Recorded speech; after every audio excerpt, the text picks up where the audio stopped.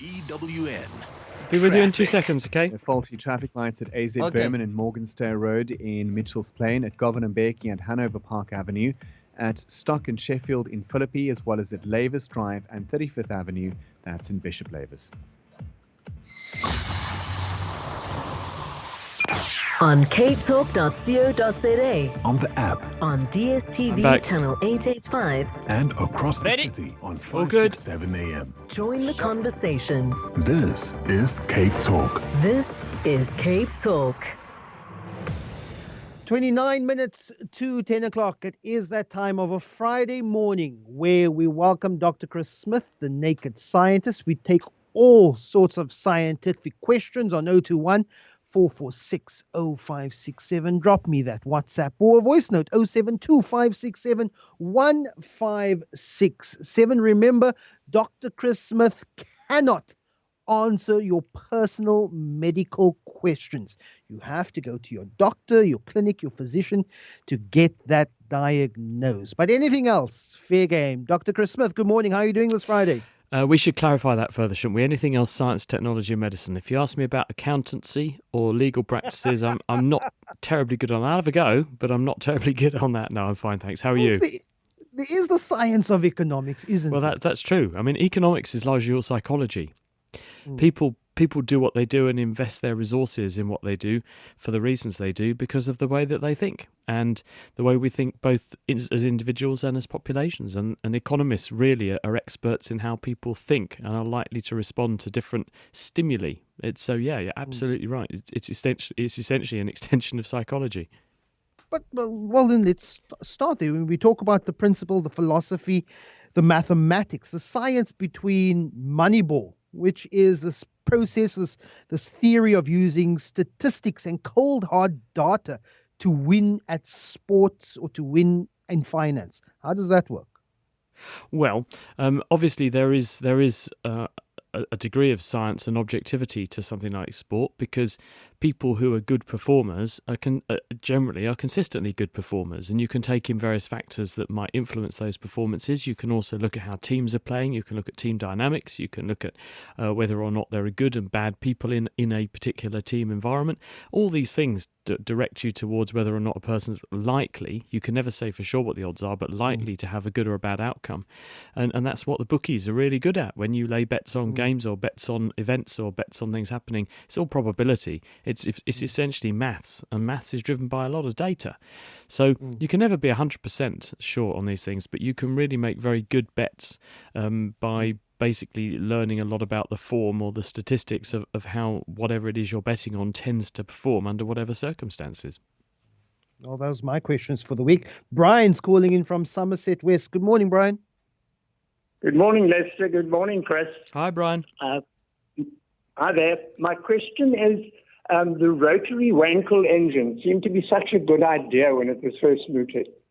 With energy going around in one direction, as opposed to the normal combustion engines where the pistons have to stop, and so on.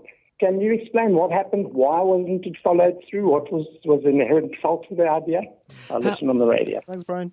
How bizarre, Brian, because I was thinking about this literally just the other day. And I was thinking, I wonder why these rotary engines never really took off. I mean, there will be engineers listening to this programme who will know and give a much better answer than I can. So hopefully one of them can give us a ring now and tell us really why they did not really take off. Just for people not in the know, the way that the engines in the average car that you see driving down the road work is that there is a series of cylinders, and in those cylinders are pistons, which are a bit like the plungers in syringes, and depending on whether you're talking about a petrol or diesel engine, the broad principle is the same. You inject a fuel into the cylinder alongside some air, and the fuel burns, and when the fuel burns, it heats up the air, and the hot air expands, and the expanding hot air does work by pushing the piston down. That piston movement is extracted into a crankshaft and makes the wheels go round, and then the piston goes back up to the top, pushing out the dead air and the exhaust gases and refilling the cylinder with fresh air, and the whole cycle repeats again. A rotary engine, rather than having a piston that went up and down like that, and you had to convert an up and down motion, which is what Brian's saying, into a rotary motion, rotary engines had a piston that was effectively 3 lobes that rotates in a cylinder, and as the lobe goes round, it gets the fuel at one point of the rotation, ignites the fuel in another point of the rotation, and then, having extracted the energy, throws the exhaust gases away on another part of the rotation.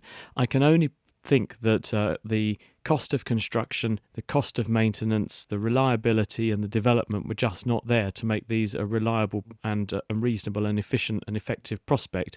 So really it never took off. But as I say, I suspect there are engineers listening to this who know a lot more than me about why this particular design of engine was not found to perform or deliver, and really has never been taken forward. Well, Chris, Vincent has called and he seems to know why the rotary engine didn't take off. Good morning, Vincent.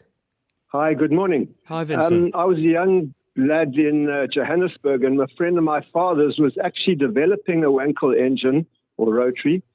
And the main reason it didn't take off was because they used a heck of a lot of fuel.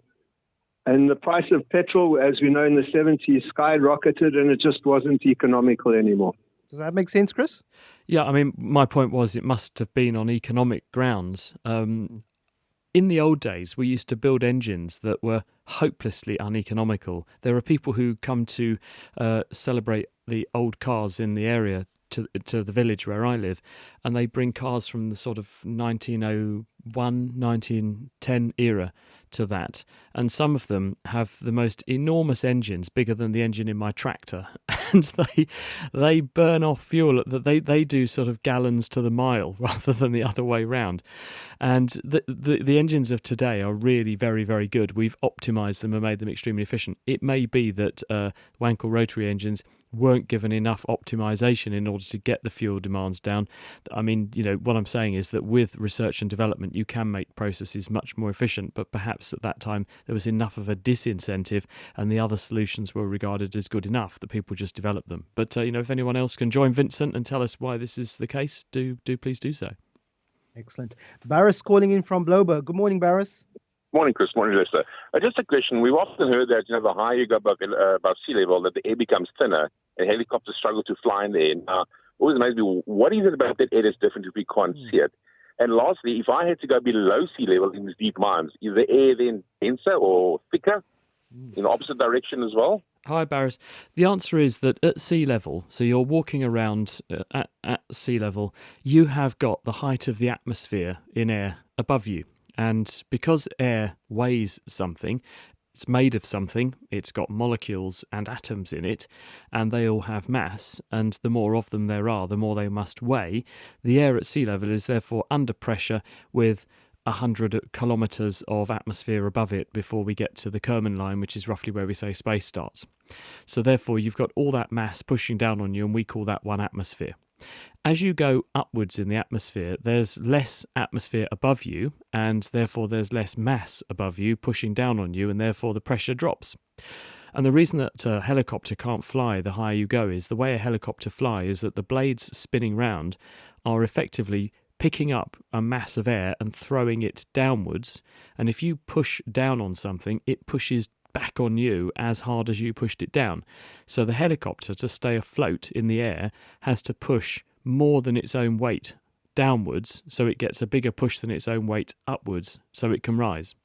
And as you go higher, because the blades are sweeping out the same volume of air, but the amount of air molecules in the air is lower because the density is lower, because they're less pressed together, because there's less weight of air above you, then the amount of air that you actually throw downwards with each sweep of your propeller blades is actually lower. So if you're throwing less weight downwards, you can support less weight. So eventually the helicopter gets to a point where it can't rise any higher because it physically can't spin fast enough to push enough air downwards to give itself a push upwards. And that's what causes the threshold maximum height at which it can fly.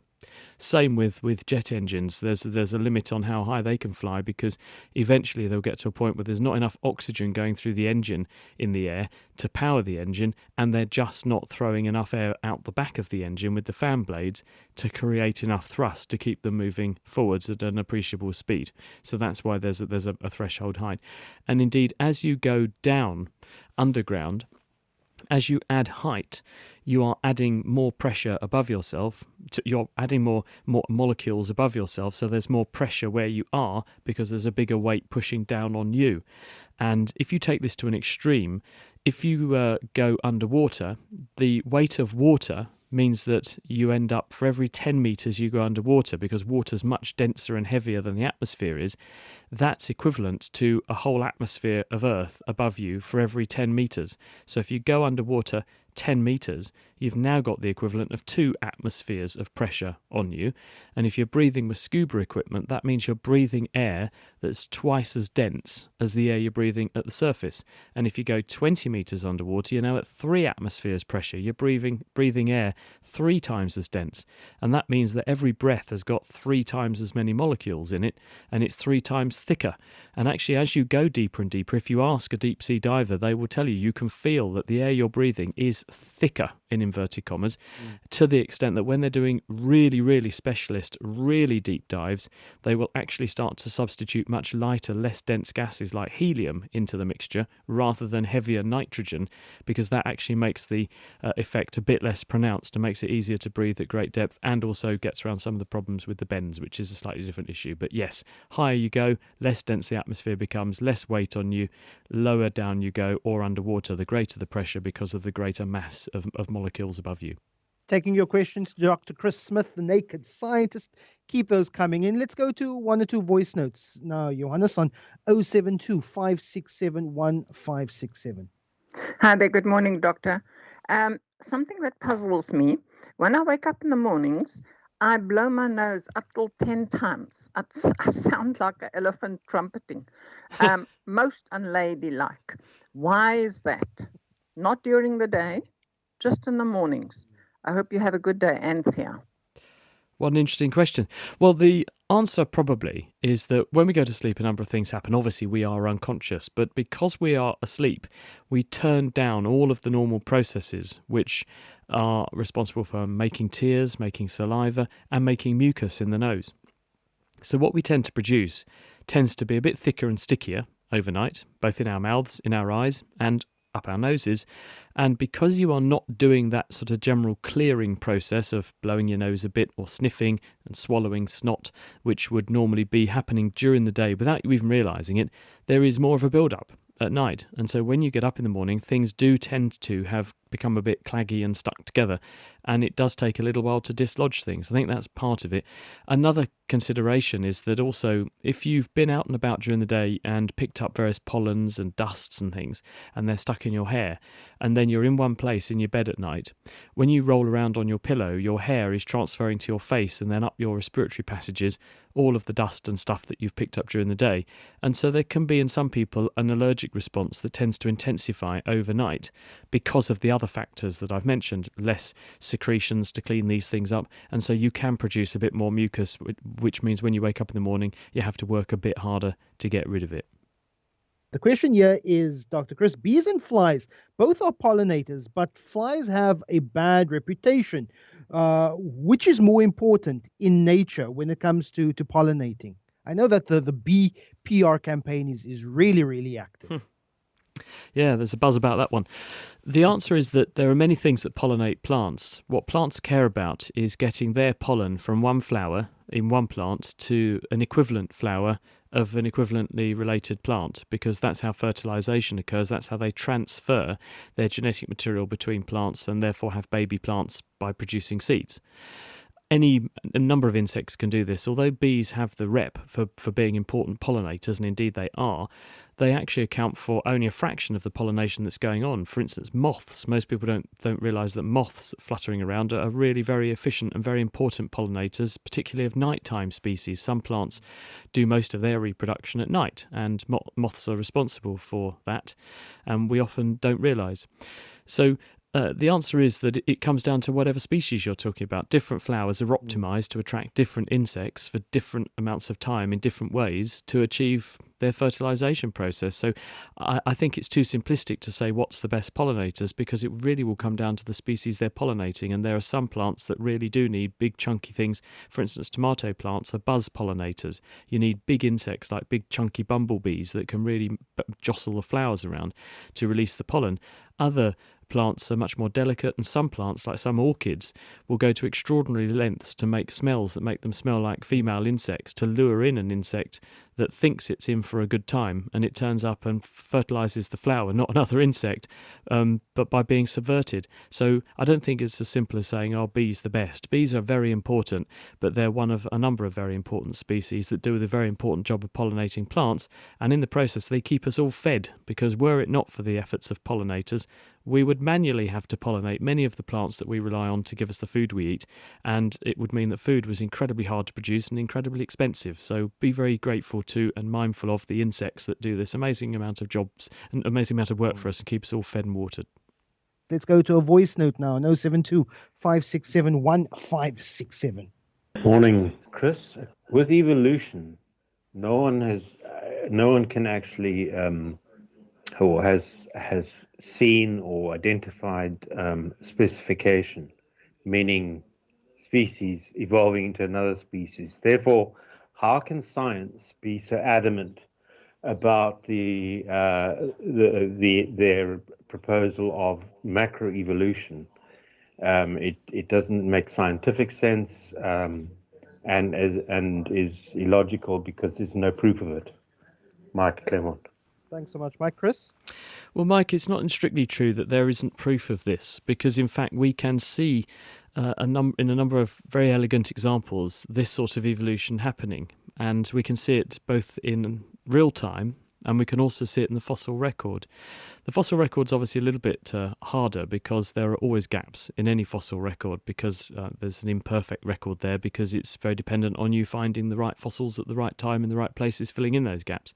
But in terms of what we're seeing, there are some really elegant examples of, for example, fish species, which you can prove genetically are closely related and must have come from a common ancestor, and they have evolved side by side in the environment in which they're found, but they've become two different species that are no longer fertile. And this is called sympatric evolution. And we can see living examples of this happening in a number of lakes in the African continent, for example. So I think that's a good example. There's also, of course, and I mentioned this vaguely just now, the genetic evidence. And the evidence we have here is that the genetic code, which is running in all of our cells, in other words, you have a sequence of about 3 billion genetic letters long in your DNA in each of the cells in your body, or almost every cell in your body. And that genetic alphabet, if you take the genes out of your cells and put them into a bacterial cell, or put them into a yeast cell, or put them into a jellyfish, or put a jellyfish gene into a human cell, the same genetic code is running in all those different cell types.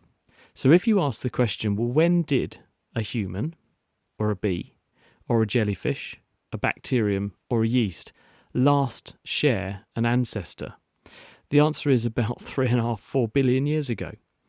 And the fact that the same code is conserved across all of these different things, which are incredibly remotely related to each other, shows you, given the complexity of the genetic code and the ubiquity of the genetic code, that we must all have come from one ancestor that used the same genetic code, because it's so unlikely that as to be vanishingly impossible that we used the same code and arrived at that independently in all these different species, argues that we have come from a common source, and that common source has diversified and speciated and become a whole raft of different life forms on Earth, all of which are connected by running the same genetic code, but we've all become incredibly different over the 4 billion years or so that we've been evolving on Earth.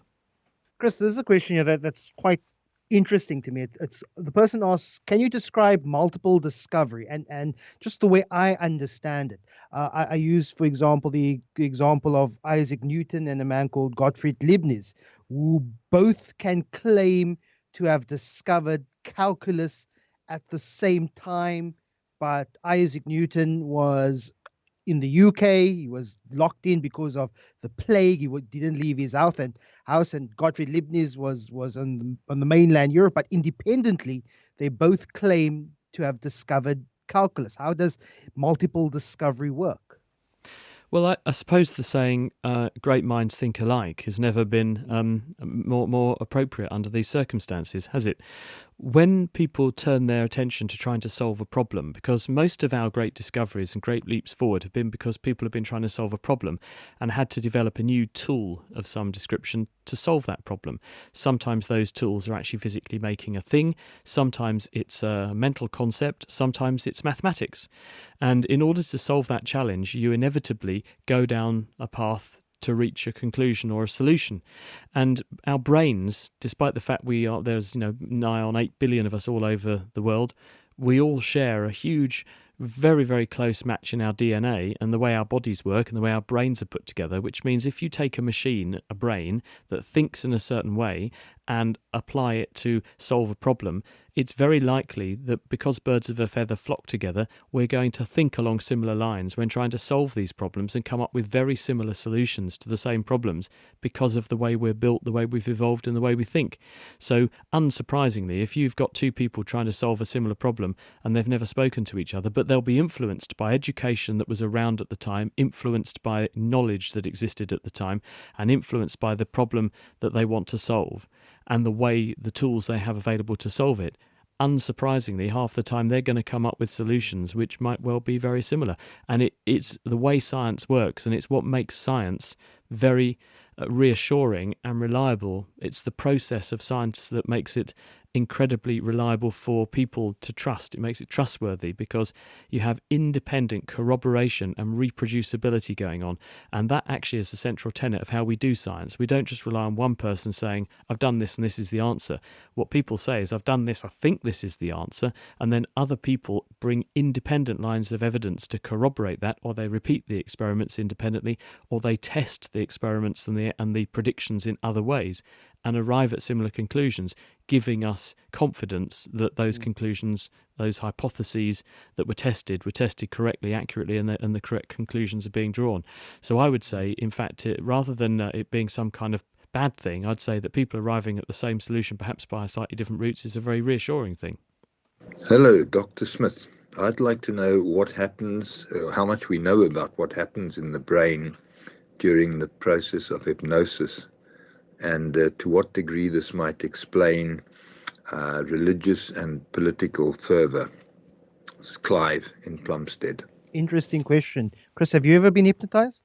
Yeah, it didn't work. I think the reason it didn't work is that, on me at least, is that you have to be willing to relax very deeply and transport yourself into a happy place where you are completely zoned out from all of the other distractions that are going on around you. And when someone tried to do this on me, I was far too obsessed with trying to analyse what they were doing and why they were doing it, how they were doing and how it might be working, what effects it might be having on me, to properly cooperate. So I was a non-starter, I was a no-hoper. So they basically threw me out of their experiment. You spoiled the show. But yeah, I did. They just chucked me off the stage because it was a stage hypnotist who was doing that. I think he realised that it's just not going to happen, and they threw me out. But people have done proper objective scientific work on this, and they've put people into scanners, for example. Very difficult to do this because if you've ever been in an MRI scanner, which I have a few times now, you know that it's like being put in an oil drum with someone hammering on the side of it continuously. And it's very hard to put yourself into a happy, relaxed, completely mentally zoned out state, concentrating only on what a person's saying to you when you're in that sort of environment. So these experiments are hard to do, therefore the conclusions that you can draw from them are challenging to interpret. But what people are finding is that there are networks of brain centres which tend to be more activated more of the time when you get people to go into a hypnotic state or meditate, go into a trance. And so that there does appear to be a configuration or pattern of brain activity, which probably reflects a relaxed state where you are not being distracted by or concentrating on particular tasks. You're allowing your mind to wander and be directed a bit. But hypnosis is not a magic thing. It's not something that where someone magically takes control of your attention, magically takes control of your brain and gets you to do things that you would never normally want to do, or to volunteer information that you wouldn't normally want to volunteer. It doesn't work like that, and that's really just stage performances. It doesn't occur like that, and anyone who tries to tell you otherwise is deceiving you. What it can do, though, is help people to focus on something, to relax and consider things in a way that enables them to perhaps regard a particular thing from a different perspective, and perhaps maybe get some kind of mental handle on something they've been grappling with without the distraction of other things clouding their judgment. It can help with that, but this is not some magician's thing where all of a sudden your brain is put under the control of another person. It just doesn't work like that, and nor would it ever. Well, Chris, in an hour's time, I'm going to be strapping into a polygraph test that we're going to be doing live on air for our Lester Tester feature. And there's been a question I've been wondering, and it comes from a line in the series Seinfeld. George Costanza tells Jerry, it's not a lie if you believe it. And if someone believes a lie, would they pass a polygraph test? Well, the way that a polygraph works, it's also called your galvanic skin response, is that you are looking at the change in the conductivity of the skin surface. And conductivity is how much electricity can pass across the skin surface, and the chief determinant of that is how much salty fluid there is. What salty fluid is sweat. What makes you sweat? Well, what makes you sweat is activation of your sympathetic nervous system. What's that? It's part of the automatic branch of your nervous system that does things unconsciously. And you have two branches to your automatic nervous system, the sympathetic and the parasympathetic. And when you are preparing for fight or flight, so in other words, you've got to fight and defend yourself or run away very quickly from a threat, then you activate your sympathetic nervous system. So stressful situations turn on your sympathetic nerves. Those also drive sweat glands. So if you put someone in an intensely stressful situation, such as lying, being forced to invent things quickly, defend themselves, be very nervous, those sorts of things will cause sweating. This will make your skin more conductive, and you will see a change in the galvanic skin response in that way. And so really it's a very rough measure. It's easy to thwart and is not judged to be reliable most of the time. We're just going to end off with some of the responses from people who I assume are engineers giving us a response on the Wankel Rotary engine. Good morning, Chris Smith. We were engine rebuilders in the 70s, and the reason why the Wankel never did well, the seals didn't last. It needed a lot of compression because its revolutions were very high. Anyway, that was my take, and that was what the Mazda company was telling us. We have to replace the seals every sort of 20 or 30,000. A little bit of background to the Wankel engine. And there we have the response on what happened to the Wankel Rotary engine, Chris. Yeah, that was my understanding, that it was not economical to keep repairing and to maintain these engines, and they hadn't been optimized. Maybe with a bit more development, a bit more research and some optimization, they would be a more viable prospect today. But because we're on the cusp of trying to get rid of internal combustion engines, I think that really they won't be coming back. I think we've got very well optimized engines that work the way that they do, and they'll slowly be toddling off the planet in favour of electric cars mainly and diesel engines. I think that's the way it's going to be in future, diesel plus electric. So probably we won't see a return to the days of Wankel Rotary engines anytime soon. Dr. Chris Smith, he joins us again next Friday. Again, get your questions in early. Call us at 9:30. We'll put you on air so you can get ahead of that queue and ask your scientific questions to Dr. Chris Smith, but he's back with us next week.